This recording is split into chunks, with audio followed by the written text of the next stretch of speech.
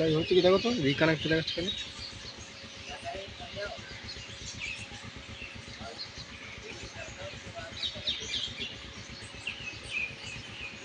আশেপাশে ঘোরা বঙ্গভবনটা দেখবে এই উপরে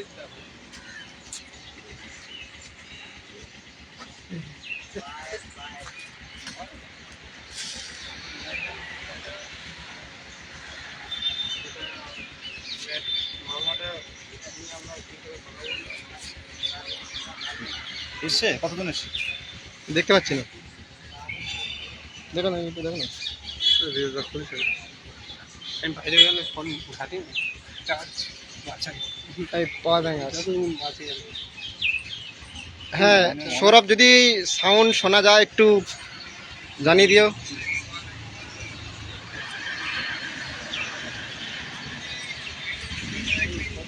ঠিক আছে। আজকে আমরা 2022 প্রাথমিক টেট পার্ক ডিএলএড উইকওয়ান্স 23 জেলার পক্ষ থেকে আজকে এইমাত্র বঙ্গভবন দিল্লি, নিউ দিল্লি বঙ্গভবন থেকে আমরা স্যারের সাথে কথা বললাম। তো ডিটেলস কথা হয়েছে স্যারের সাথে। সোমবারে আমাদের মামলার যে গ্রাউন্ডগুলো কিভাবে আর্গুমেন্ট করব সে বিষয়ে বিস্তারিত আলোচনা হয়েছে। আর যে কথাটা বলার, 23 জেলাকে আরেকবার আমি একটা বার্তা দিতে চাই যে গতকাল যে 23 জেলার পক্ষ থেকে টেলিগ্রাম মিটিংয়ে আমি বলেছিলাম ম্যাট বিষয় নিয়ে, ম্যাট 1594, আমরা এখনো পর্যন্ত যদি একবার মামলা উঠলে, ম্যাট যদি একবার ওঠে, তাহলে সেই মামলাটা কিন্তু পরপর শুনানি আসবে। ভালো করে আমার কথাটার মিনিংটা বুঝবেন, কথাটার উপর থেকে বুঝবেন না, কথাটার একটু অন্তর্নিহিত অর্থটা বুঝবেন।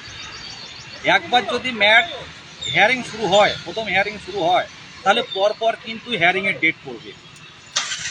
সেই পরপর হিয়ারিংয়ের সম্মুখীন হওয়ার মতো অর্থ কিন্তু আমরা তার জন্য কিন্তু তৈরি না।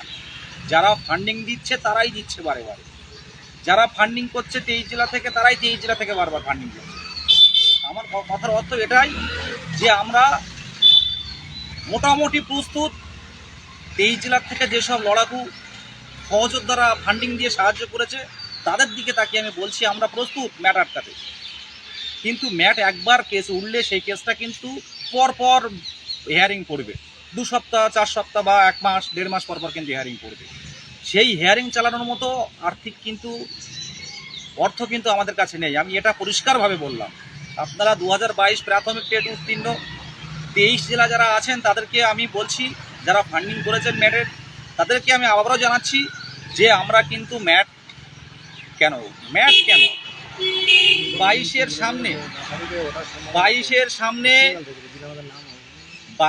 সামনে যে বিপদেই আসুক না কেন, আমরা ঐক্যমঞ্চ 23 জেলার পক্ষ আমরা কিন্তু থাকছি, আমরা কিন্তু লড়াই করব। প্রত্যেকটা 22 টেট পাস হবু শিক্ষক শিক্ষিকাকে আমি আবারও বলছি যে আপনারা ভয় পাবেন না। শুধু এটুকু বলবো, ফান্ডিংয়ের দিকটা সাহায্য করুন। আজকে দিল্লিতে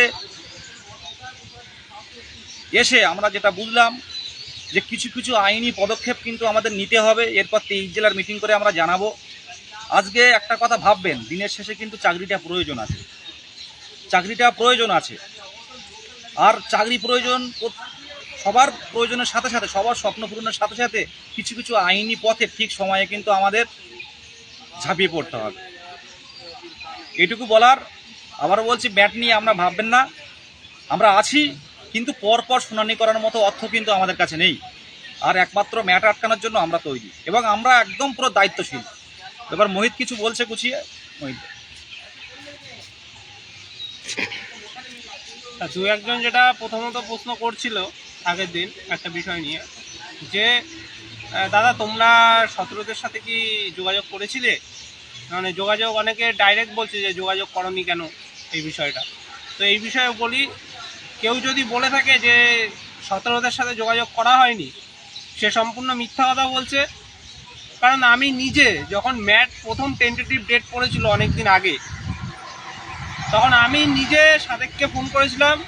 সাদেকদাকে ফোন করে আমি নিজে কথা বলেছিলাম যে ম্যাটটা নিয়ে তোমরা কি ভাবছো জানিও, তোমাদের না চালালে তো আমাদের চালাতে হবে। তখন সাদেকদা বললো যে না আমরা ম্যাটটা চালাবো না, সরাসরি বললো, আমাকে ফোনে বললো। আমি বললাম দেখো তোমরা তো কথা বলে রেখেছিলে অ্যাডভোকেটদের সাথে, তো আমাদের কাছেও নাম্বার আছে, কিন্তু আমরা তো সরাসরি সেইভাবে কথা বলাটা উচিত হবে না। তুমি যেহেতু কথা বলেছিলে, তাই সেখানে দাঁড়িয়ে তোমরা যদি কথা বলো তোমরা কি করতে চাচ্ছ সেটা জানলে ভালো হয়। তো ওরা বলেছিল ম্যাটটা চালাবে না, সাদেকদারা এটা বলেছিল। তারপরে কিছুদিন বাদে আবার দেখলাম উল্টো কথা অন্যদের বলছে। যখন সাধারণ মেম্বাররা জিজ্ঞাসা করছে তখন সাদেকদা আবার দেখি কমেন্ট করছে যে আমরাই ম্যাট আটকেছিলাম, আমরাই ম্যাটটা চালাবো। তো এটা হলে তো খুবই ভালো, কারণ যখন আমরা প্রথম 17দের সাথে মিটিং করি, সাদেকদা সলিলদা এরা যখন ছিল তখন তারা বলেছিল যে 14-17 সবাই তো চাকরি পাবে না, তো সেখানে দাঁড়িয়ে তারাই মামলাটা চালাবে, যে তোমরা যতটা পারো সাহায্য করো, এইভাবে তারা বলেছিল। আমরা তখন বারবার বলেছিলাম যে আমাদের সামর্থ্য নেই পুরোটা চালানোর, কারণ আমাদের এখনো নোটিফিকেশান আসেনি, আমাদের কবে নোটিফিকেশান আসবে তার একটা নির্দিষ্ট তারিখও আমরা জানি না। তো কতদিন মামলাটা আটকে রাখতে হবে, তো সেইটার জন্য আমাদের পর্যাপ্ত ফান্ডিংয়ের খুব চাপ আছে। তো সেই কারণে আমরা সরাসরি তখন বলেছিলাম যে আমাদের পুরোপুরি চালানো সম্ভব নয়। তখন তারা বলেছিল যে তারাই মামলাটা চালাবে, কারণ তারা তো অলরেডি ফান্ডিং করে রেখেছিল এই বিষয়গুলো। যাই হোক, তো এখন তারা হচ্ছে মানে চালাবে কি চালাবে না বোঝা যাচ্ছে না। এখন বলছে চালাবে না, যদিও 17-র অনেকেই চাকরি পায়নি, আমরা জানি 14ও পায়নি।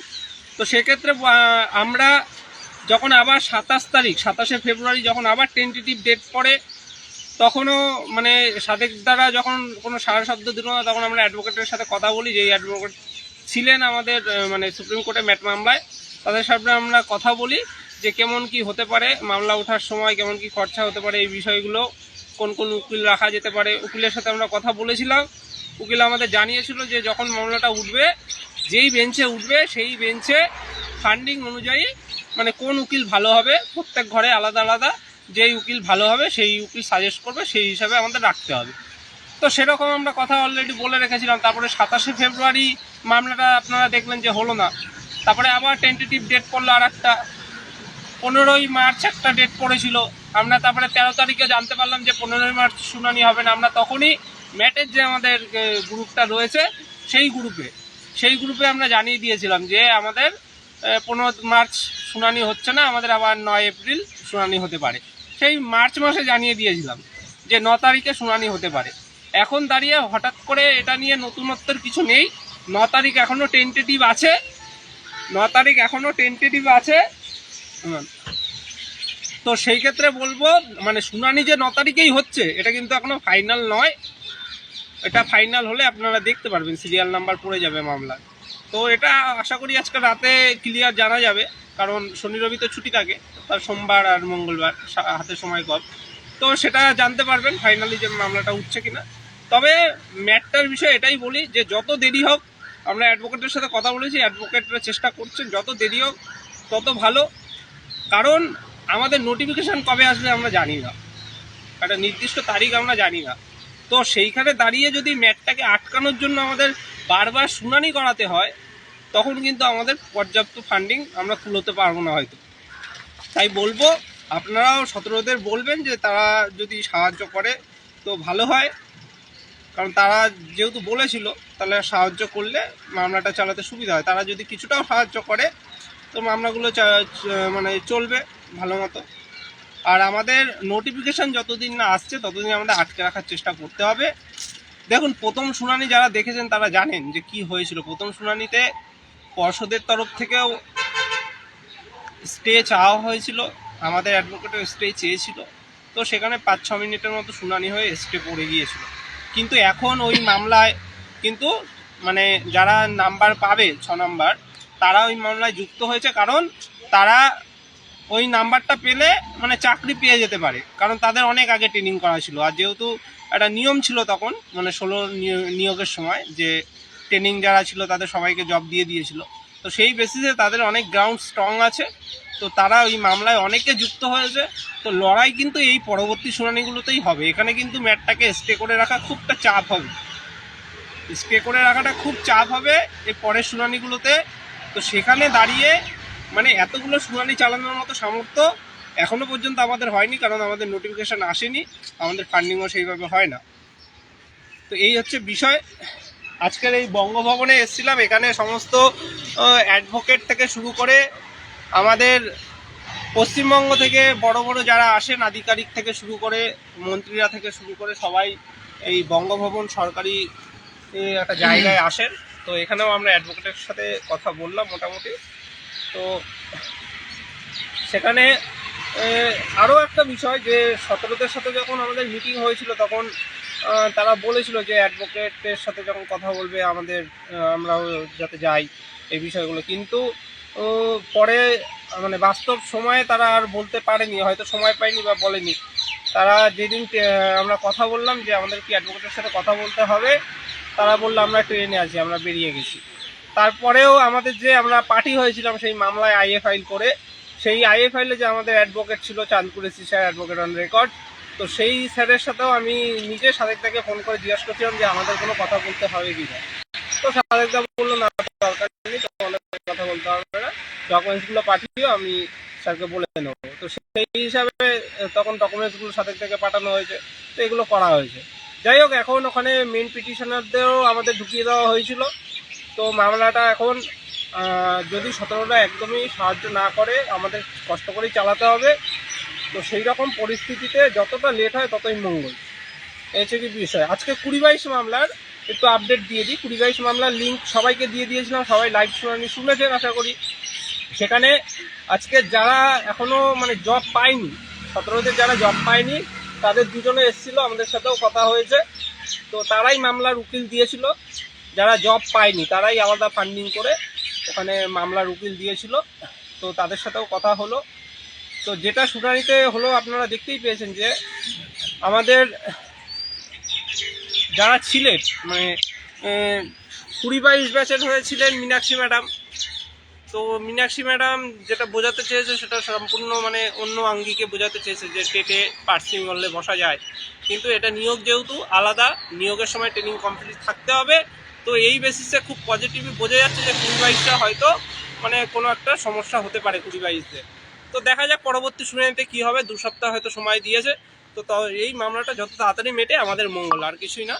এছাড়াও আমরা এই 20-22 নিয়ে এমনিও অ্যাডভোকেটের সাথে আগেই কথা বলেছিলাম যে এই মামলাটায় এই যে সিটগুলো যে রিজার্ভ করে রেখেছে, সিটগুলো তো ক্যারি ফরওয়ার্ড হলেও আমাদের লাভ ছিল। তো সিটগুলো যে রিজার্ভ করে আছে সেগুলো মানে আমাদের কতটা কি লাভ বা ক্ষতি হতে পারে এই বিষয়ে একটু আলোচনা করছিলাম। তো সেখানে একটা জিনিস মানে খুব স্পষ্ট যে যেই সিটগুলো বাকি রয়েছে বেশিরভাগ রয়েছে অন্য মিডিয়ামের, অনেকগুলো সিট বাকি রয়েছে। তো অন্য মিডিয়ামের সিটে আমাদের খুব একটা লাভ হবে না, কারণ আমাদের অন্য মিডিয়াম সিট আমরা বেঙ্গলি মিডিয়ামের সিট হলে খুব একটা কাজে দিত। যাই হোক, এগুলো পরে আলোচনা হবে এই মামলাগুলো নিয়ে। ম্যাটের বিষয়টা ক্লিয়ার করে দিল যে কেন আমরা বলছি যে পুরোপুরি পর্যাপ্তভাবে প্রস্তুত নয়, কারণ একবার শুনানি শুরু হলে একাধিকবার শুনানি হবে, তখন কিন্তু এত মানে খরচা দিয়ে মামলা চালানো সম্ভব নয়। কারণ আমাদের যদি নোটিফিকেশান আসতো বা আমাদের যদি একটা নির্দিষ্ট তারিখ জানা থাকতো যে এই তারিখের মধ্যে আমাদের হয়ে যাচ্ছে, এতদিন আটকে রাখতে হবে, একটা টার্গেট থাকতো, অবশ্যই ছেলেমেয়েরা স্বতঃস্ফূর্তভাবে এগিয়ে আসতো। কিন্তু এখন অনিশ্চয়তার মধ্যে রয়েছে বলে সবাই কিন্তু এইখানে হয়তো কিছুটা পিছিয়ে রয়েছে, এই হচ্ছে বিষয়। আর সোমবারের মামলায় আমাদের তো আছে, সোমবারের শুনানি লিস্টেড হয়ে গেছে ফাইনালি, সোমবার মামলা উঠছে। তো সোমবারেও আমাদের অ্যাডভোকেটকে রাখতে হবে, যেমন মিটিং হয়েছে, টেলিগ্রাম মিটিংয়ের সিদ্ধান্ত হয়েছে সেই অনুযায়ী। ওই আগের শুনানিতে বিস্তারিত শুনে নেবেন, ওই মামলা নিয়ে এখন আর কিছু বলছি না, কেন অ্যাডভোকেট রাখতে হবে, কি দরকার, কি কারণে রাখতে হচ্ছে। হ্যাঁ, এগুলো ফান্ডিংয়ের বিষয়টা বলো। ফান্ডিংয়ের বিষয় তো রহমান কিছু বলবে এখন কি পরিস্থিতি ফান্ডিংয়ের? না, বলার বিষয় হলো সবাই একটু সোমবারটা নিয়ে চিন্তা করো। সামনে সোমবার যে ক্লারিফিকেশন মামলাটা আছে, সার্টিফিকেটের ব্যাপার যেটা আছে, বিএড সার্টিফিকেটের ব্যাপারে সোমবার দিন একটু ভাবতে হবে।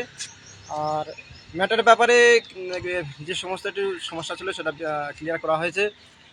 দেখুন, ফান্ডিং না হলে ম্যাটের যে পরপর হিয়ারিং হবে, পরপর হিয়ারিংয়ে তো ছেড়ে দিতে হবে, লাস্ট দিকে ছেড়ে দিতে হবে। মানে এইরকম পরিস্থিতিতে আটকে রাখা খুবই কঠিন, কারণ ম্যাটটা কিন্তু মানে পর্ষদ যে 6 প্রশ্ন দিয়েছে সেটা তো পর্ষদ মেনে নিয়েছিল, তাই পর্ষদ সেইভাবে কোনো আর্গুমেন্ট করার জায়গায় থাকবে না। পর্ষদ মেনে নিয়ে এমনকি রিসেন্ট 2020 সালের দিকেও মনে হয় অনেককে চাকরি দিয়েছে এই প্রশ্ন বলবো আমরা, যে আগে অনেক ট্রেনিং ছিল তাদের।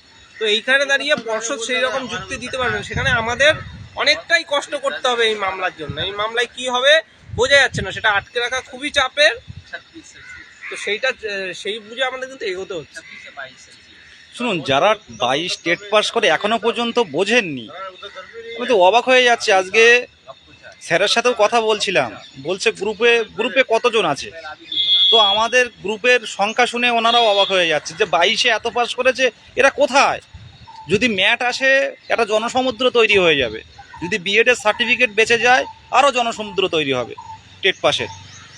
তো কিছু কিছু আইনি পথে দাঁত মানে কামড় দিয়ে পুরো পড়ে থাকতে হবে, পুরো মাটি আঁকড়ে পড়ে থাকতে হবে, তাহলে কিন্তু রিক্রুটমেন্ট সবার পাওয়ার সম্ভাবনা থাকবে।